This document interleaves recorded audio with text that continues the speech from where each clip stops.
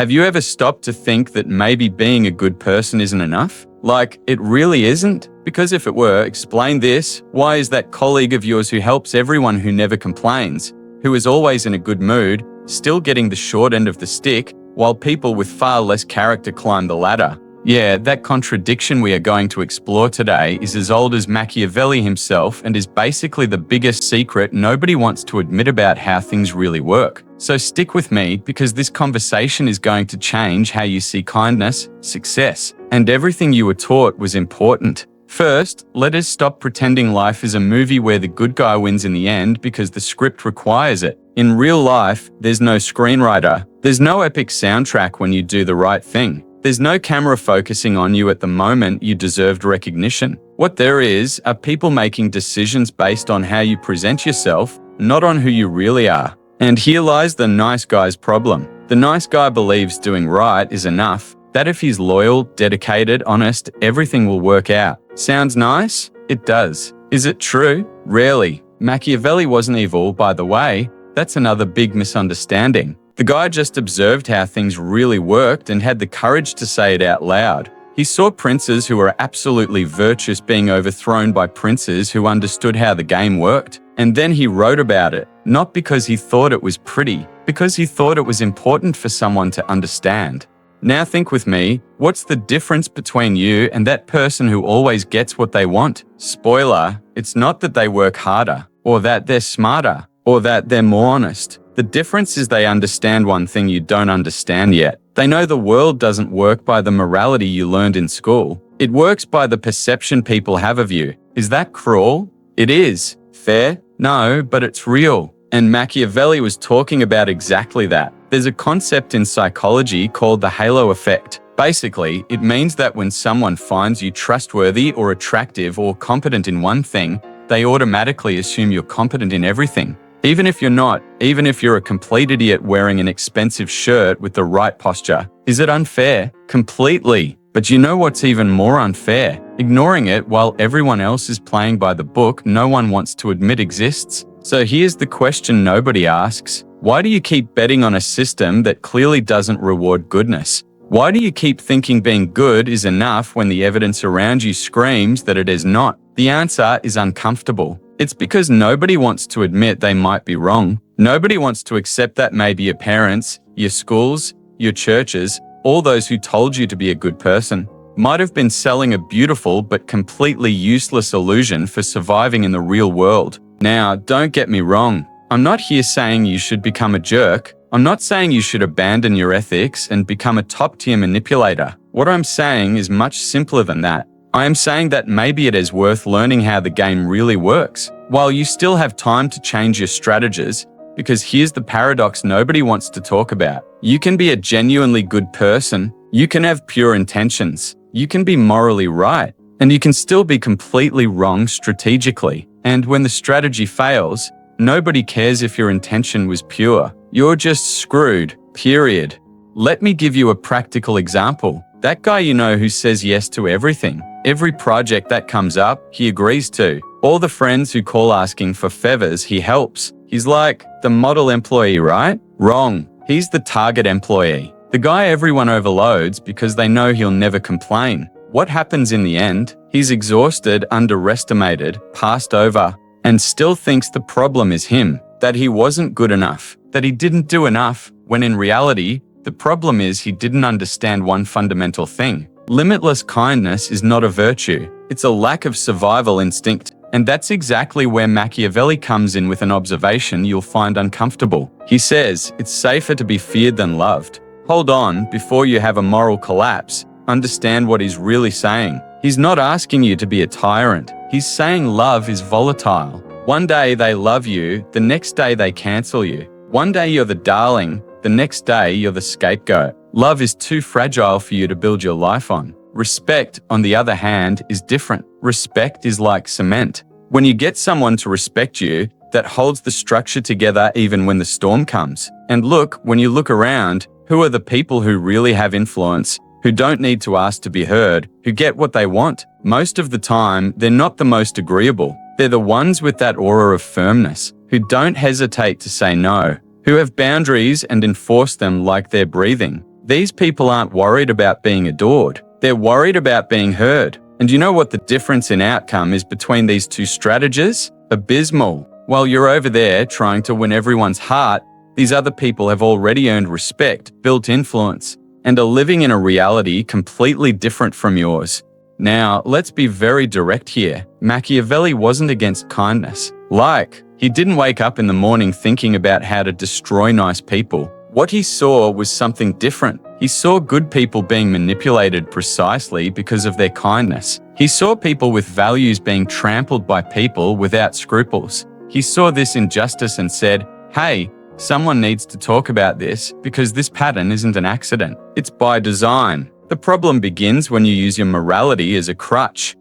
You go through life limping, proclaiming your principles, while everyone smarter is using their morals as a sword, armor, protection, a negotiation tool. Do you get it? Your genuine kindness is being used against you because you didn't understand that in a game where everyone plays, not playing is volunteering to be a victim. Think of a boss who tries to be friends with everyone, avoids conflict, is always trying to please. You want to know the result? Chaotic environment. Nobody takes him seriously. Everyone knows they can blink and he'll give in. Now compare that to a boss who sets clear boundaries, who speaks and that's it, doesn't need to raise his voice. Which environment works better? Which boss do people really respect? Obvious answer, right?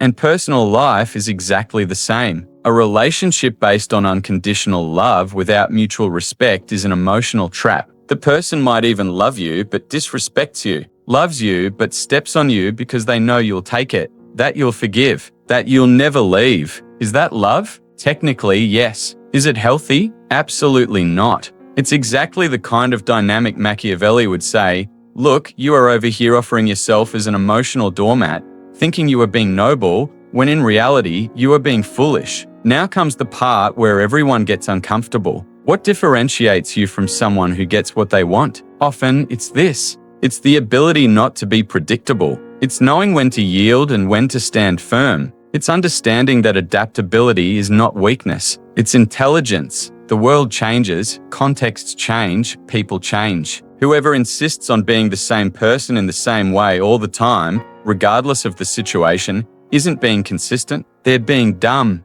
There's a term for what Machiavelli would describe today: strategic flexibility. It's not hypocrisy. It's not being fake. It's reading the environment and adjusting. It's like a navigator who understands the river changes course. They don't plow straight ahead thinking they're being true to their compass. They adjust because they want to reach the destination alive, not die on a sandbar. Let me give you an example that will make it click. The pandemic. Overnight, everything changed. Those who were rigid in their way of working, their routine, their convictions about how things should be, suffered a lot. Those who were flexible, who learned to code, who became digital creators, who reinvented themselves, survived and even thrived. What was the difference? It wasn't being smarter. It was being more adaptable. It was having the intelligence not to cling to how things were.